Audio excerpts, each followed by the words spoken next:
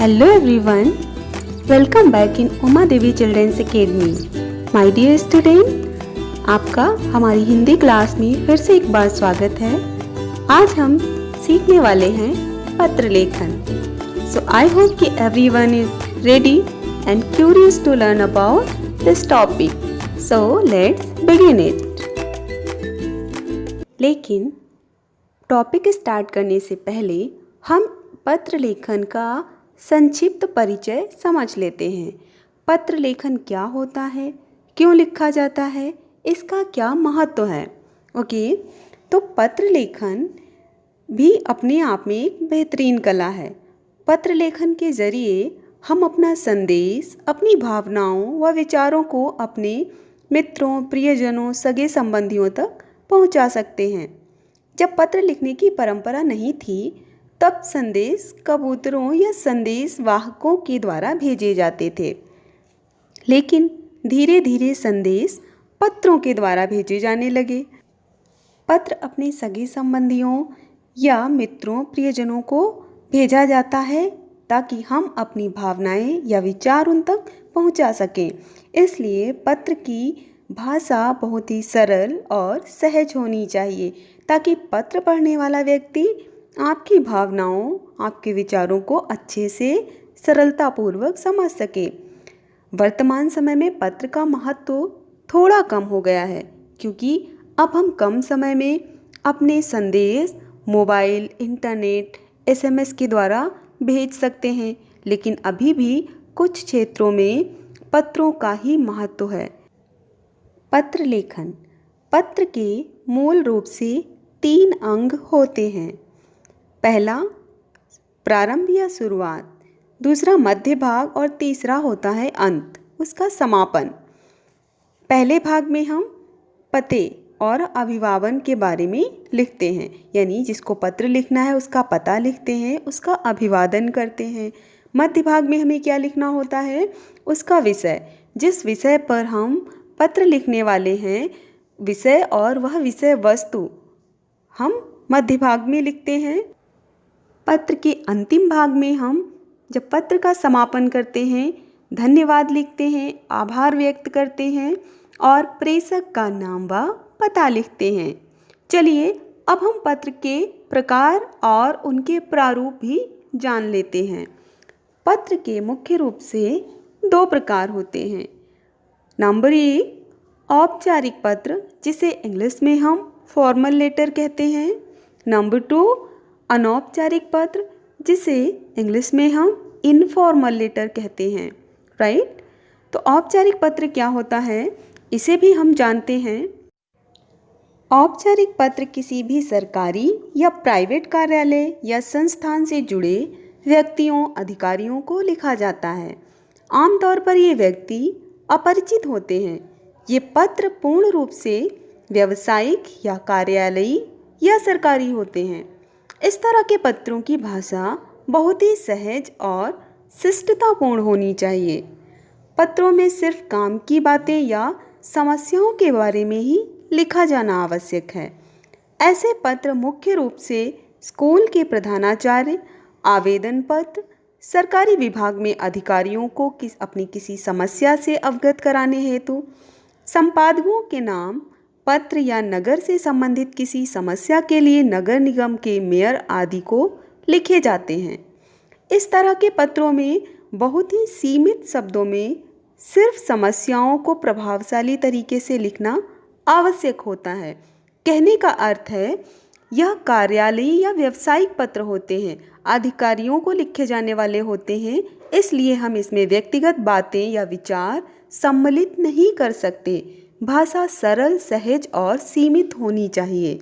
Okay, औपचारिक पत्र के प्रकार किस किस को लिखे जाते हैं और कितने प्रकार के होते हैं। औपचारिक पत्र मुख्य रूप से 3 प्रकार के होते हैं।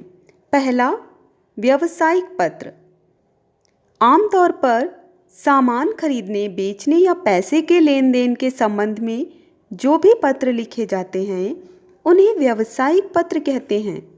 ये पत्र कंपनियों, व्यापारियों या पुस्तक के प्रकाशकों आदि को लिखे जाते हैं। नंबर 2 कार्यालयी पत्र या सरकारी पत्र। ऐसे पत्र जो कार्यालयों में कामकाज कराने हेतु लिखे जाते हैं, इस तरह के पत्र खासकर किसी सरकारी अधिकारी को लिखा जाता है। औपचारिक पत्र में संबोधन, अभिवादन और समापन किसको और किन शब्दों के द्वारा किया जाता है? व्यावसायिक पत्र के लिए हम श्रीमान और महोदय जैसे शब्दों से संबोधित करते हैं। अभिवादन का प्रयोग नहीं किया जाता है, यानी अभिवादन शब्दों का प्रयोग इसमें नहीं होगा। समापन में प्रार्थी या विनीत लिखेंगे। कार्यालयी पत्र के लिए या फिर प्रार्थना पत्र के लिए हम माननीय और मान्यवर शब्दों से संबोधित करेंगे। समापन में भवदीय या भवदीया, यदि पुरुष है तो भवदीय, यदि स्त्री है तो भवदीया। अपरिचित व्यक्तियों को लिखे जाते हैं, क्योंकि ये हम अपने सगे संबंधियों या मित्रों को नहीं लिखते हैं, किसी अधिकारी को लिखते हैं या किसी कार्यालय के किसी कर्मचारी या फिर किसी व्यक्ति को लिखा जाता है, तो यह व्यक्ति हमारे परिचित या संबंधी नहीं होते हैं, जिसके कारण हम इसमें औपचारिक शब्दों का ही प्रयोग करते हैं। नाउ औपचारिक पत्र का प्रारूप। एक बार हम औपचारिक पत्र का प्रारूप या फॉर्मेट भी देख लेते हैं। पत्र पाने वाले का नाम व पता लिखा जाता है। दिनांक, पत्र का विषय लिखेंगे, उसके बाद संबोधन, देन विषय वस्तु, पत्र लिखने का कारण, जिस कारण से आप पत्र लिख रहे हैं, पत्र का विस्तार, कार्य संपादन का आग्रह और अंत में पत्र लिखने वाले का नाम, हस्ताक्षर व पद का नाम लिखेंगे। अनौपचारिक पत्र। अनौपचारिक पत्र अपने परिवारजनों, मित्रजनों या सगे संबंधियों को लिखा जाता है। ये पूरी तरह से निजी या व्यक्तिगत पत्र होते हैं। इस तरह के पत्रों से आप अपनी भावनाओं और विचारों को अपनी भाषा में लिखकर अपने प्रियजनों को भेज सकते हैं। इस तरह के पत्र खासकर हालचाल पूछने, निमंत्रण भेजने या कोई महत्वपूर्ण सूचना देने, बधाई देने के लिए ही लिखे जाते हैं। पत्रों में शब्दों की संख्या लिखने वाले व्यक्ति और विषय के हिसाब से असीमित हो सकती है। औपचारिक पत्र में संबोधन, अभिवादन और समापन कैसे लिखते हैं? पत्र जिसे लिखना हो, यदि अपने छोटों को पत्र लिखा जाए तो चिरंजीवी, प्रिय, आयुष्मान जैसे शब्दों से हम संबोधित करेंगे। अभिवादन में आशीर्वाद, बहुत बहुत स्नेह, सुखी रहो, प्रसन्न रहो जैसे शब्दों का प्रयोग करेंगे। समापन में शुभचिंतक, हितैषी और शुभाकांक्षी लिखेंगे। यदि अपनों से बड़ों को पत्र लिखना हो तो आदरणीय, पूजनीय, माननीय या श्रद्धेय, इस तरह के शब्दों का प्रयोग करते हैं। अभिवादन के लिए सादर प्रणाम, चरण स्पर्श प्रणाम जैसे शब्दों का प्रयोग करेंगे। समापन के लिए आपका आज्ञाकारी, आपका पुत्र, पुत्री, बहन, भाई, बहू, जो भी संबंध है आपका, लिखेंगे। ठीक है। यदि आप अपने बराबर वाले यानी मित्रों को पत्र लिखें तो मित्रवर, प्रियवर या मान्यवर। अभिवादन में सप्रेम, नमस्ते या नमस्कार शब्दों का प्रयोग करेंगे। समापन में हितैषी या शुभाभिलाषी में से कोई शब्द प्रयोग करेंगे। अनौपचारिक पत्र का प्रारूप। सबसे पहले भेजने वाले का पता लिखेंगे, दिनांक लिखेंगे, संबोधन लिखेंगे, जो भी आपको संबोधित करना है आपके संबंध के अनुसार। अभिवादन करेंगे, फिर पत्र का विस्तार लिखेंगे। पत्र विस्तार में अनुच्छेद 1, अनुच्छेद 2, अनुच्छेद 3 और समापन, यानी इनके अनुसार हम अपने विषय को बांट लेंगे। जो हमारी विषय वस्तु है वो अनुच्छेदों के अनुसार हमको लिखना है। अंत में हम समापन में हम अभिवादन करेंगे, ठीक है, और भेजने वाले का नाम लिखेंगे। पत्र प्रारूप में लिखे जाने वाले बिंदुओं और इससे संबंधित महत्वपूर्ण बातों को हम एक बार समझ लेते हैं। सबसे पहले पत्र लिखने वाले का पता तथा तिथि। जब हम पत्र लिखते हुए पता या तिथि लिखें तो हमें ध्यान रखना है कि ये बाएं कोने में लिखे जाएंगे, यानी जो पत्र आप लिख रहे हैं इसको बाईं तरफ लिखना है। निजी अथवा व्यक्तिगत पत्र में यह नहीं लिखे जाते, किंतु व्यावसायिक और कार्यालयी पत्रों में पते के साथ साथ प्रेषक का नाम भी लिखा जाता है।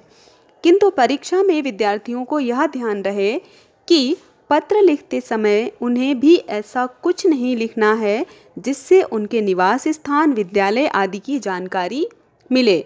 सामान्यतः प्रेषक के पते के स्थान पर परीक्षा भवन लिखना ही उचित होगा।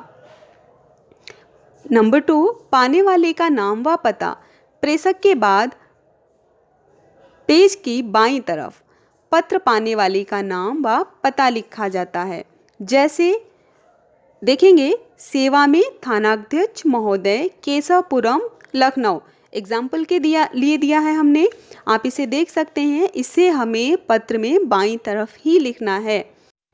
जिस भी विषय पर पत्र लिखा जा रहा है उस विषय को अवश्य लिखना है। इसके बाद संबोधन लिखेंगे। संबोधन में पत्र प्रारंभ करने से पहले पत्र के बाईं ओर दिनांक के नीचे वाली पंक्ति में हाशिए के पास जिसे पत्र लिखा जा रहा है उसे पत्र लिखने वाले के संबंध के अनुसार उपयुक्त संबोधन शब्द का प्रयोग किया जाता है। अभिवादन। निजी पत्रों में बाईं ओर लिखे संबोधन शब्दों के नीचे थोड़ा हटकर संबंध के अनुसार उपयुक्त अभिवादन शब्द, सादर प्रणाम, नमस्ते, नमस्कार आदि भी लिखा जाता है। व्यावसायिक एवं कार्यालयी पत्रों में अभिवादन शब्द नहीं लिखे जाते हैं। पत्र की विषय वस्तु। अभिवादन से अगली पंक्ति में, अभिवादन की पंक्ति से नीचे मूल पत्र का प्रारंभ किया जाता है। पत्र की समाप्ति पत्र के बाईं ओर लिखने वाले के संबंध सूचक शब्द तथा नाम आदि लिखे जाते हैं। इनका प्रयोग पत्र प्राप्त करने वाले के संबंध के अनुसार किया जाता है, यानी जो पत्र प्राप्त कर रहा है उससे आपका क्या संबंध है वो ही आपको लिखना है। जैसे औपचारिक में भवदीय, आपका आज्ञाकारी, और यदि आप पत्र अनौपचारिक लिख रहे हैं तो आपको लिखना होगा तुम्हारा, आपका, आपका प्रिय, स्नेहशील, स्नेही आदि। इनमें से आप अपने संबंध के अनुसार शब्दों का प्रयोग करेंगे। ठीक है, अब हम कुछ पत्रों के प्रारूप देख लेते हैं और उन्हें समझ लेते हैं। औपचारिक पत्र में यदि हम प्रार्थना पत्र लिखें तो उसका प्रारूप आप स्क्रीन पर देख सकते हैं, कुछ इस प्रकार होगा, जिसमें हमें सबसे पहले सेवा में प्रधानाचार्य जी लिखना होगा, संबोधन करना है। ठीक है, उसके बाद विद्यालय का नाम एवं पता लिखना है। फिर हम जिस विषय पर पत्र लिख रहे हैं उस विषय का वर्णन करेंगे, विषय लिखेंगे, उल्लेख करेंगे इसका। उसके बाद हम संबोधन, ठीक है, संबोधन में हम लिखेंगे महोदय, महोदया या श्रीमान जी में से कोई एक शब्द। उसके बाद हम मुख्य विषय वस्तु लिखेंगे। जो हमारी विषय वस्तु है उसको हम अनुच्छेद में बांट लेंगे। ठीक है, तो पहले अनुच्छेद में आपको लिखना होगा जो भी आप अपनी बात रखना चाहते हैं, जो समस्या है या प्रार्थना है, और समापन में आप उनका आभार व्यक्त करेंगे। ठीक है, यदि आपका कार्य या आपकी समस्या सुनी जाती है, उसका निस्तारण होता है, तो आप उनको आभार भी व्यक्त करेंगे। जैसे यदि आप हमारी समस्या का निवारण करेंगे तो हम आपके आभारी होंगे। ठीक है, तो इस तरह से आप इसका समापन करेंगे। अंत में आप धन्यवाद लिखते हुए अपना नाम व कक्षा दिनांक लिखेंगे। ठीक है, और अंत में आपको आपका आज्ञाकारी जैसे शब्दों के साथ पत्र का समापन करना है। तो ये तो हुआ प्रार्थना पत्र का प्रारूप। यदि हम कार्यालयी पत्र लिखें तो उसका प्रारूप क्या होगा, यह भी हम देख लेते हैं। स्क्रीन पे आपको एक कार्यालयी पत्र का प्रारूप दिख रहा है, जिसमें आपको सबसे पहले सेवा में लिखना है, फिर कार्यालय का प्रमुख नाम लिखना है, कार्यालय का पता लिखना है जहाँ के लिए आप पत्र लिख रहे हैं, विषय लिखना है, और महोदय या महोदया करके आपको संबोधित करना है जिसके लिए आप पत्र लिख रहे हैं। विषय वस्तु लिखनी है और उसके बाद आपको समापन में आभार व्यक्त करना है और धन्यवाद लिखना है।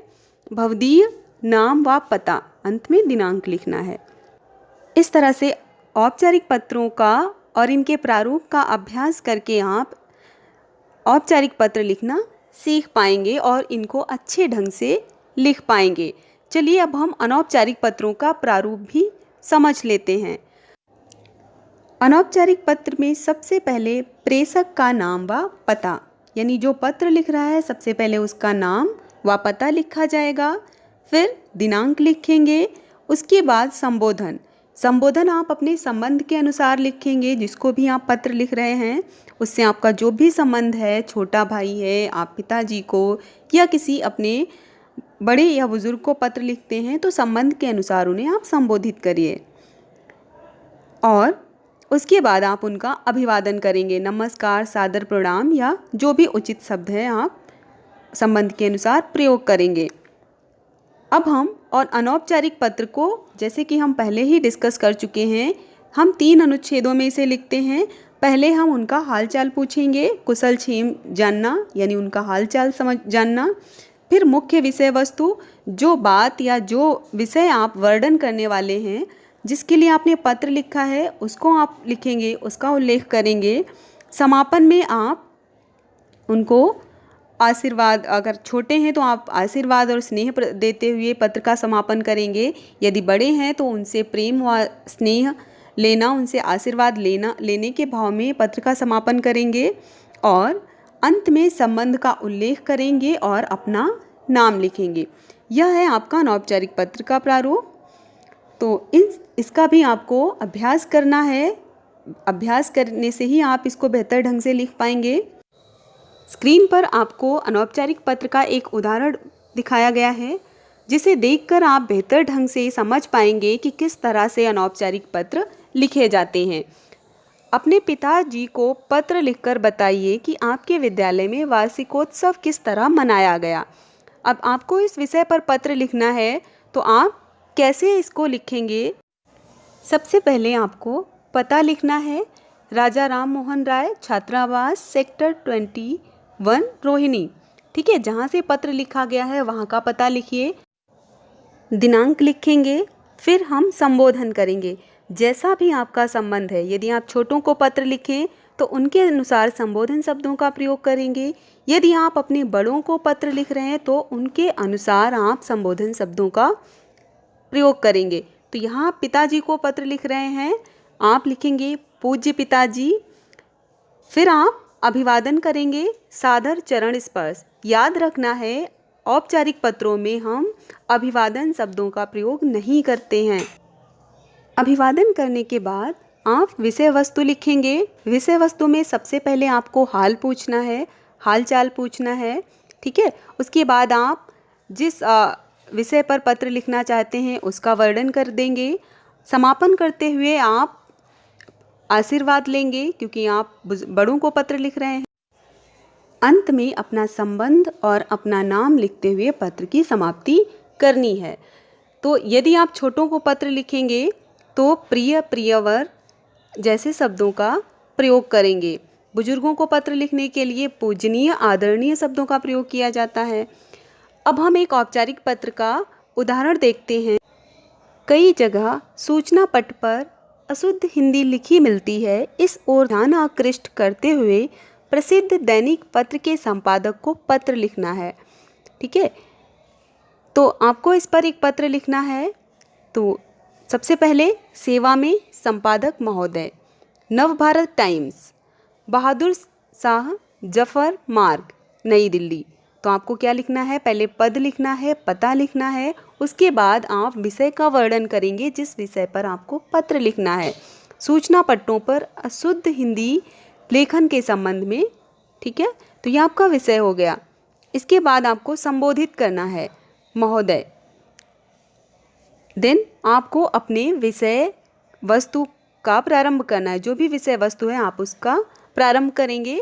तो आपके सम्मानित एवं लोकप्रिय समाचार पत्र के माध्यम से मैं लोगों का ध्यान सूचना पट पर लिखी गई अशुद्ध हिंदी की ओर आकर्षित कराना चाहता हूँ।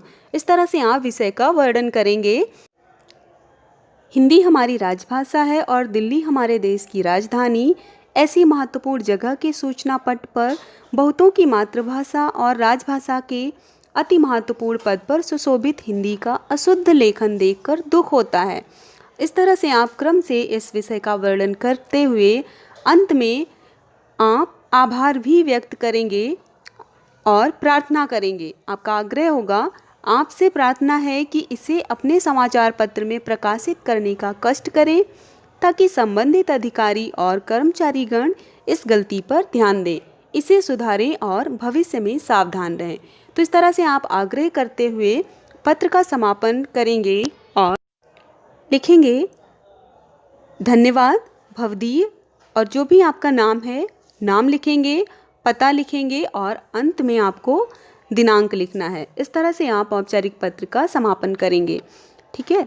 और कुछ बातें हैं जिनसे आपको भ्रमित नहीं होना है। पहले पत्र में जो पता है, नाम है, ये सारी जानकारियाँ दाईं तरफ लिखी जाती थी, किंतु अब इनको बाईं तरफ लिखने का प्रचलन है। तो दोनों ही प्रारूपों को स्वीकार किया जाता है, दोनों ही अशुद्ध नहीं है, किंतु प्रचलन जो है वो बाईं तरफ लिखने का है। ठीक है। तो इसमें आपको भ्रमित नहीं होना है। बाकी आप पत्रों के प्रारूप का और इस तरह के अन्य पत्रों का अभ्यास करेंगे, जिससे आप और बेहतर इस विषय को समझ पाएंगे। Now I want to stop this class here. Thank you. Have a nice day. Bye bye. Take care. Keep smile.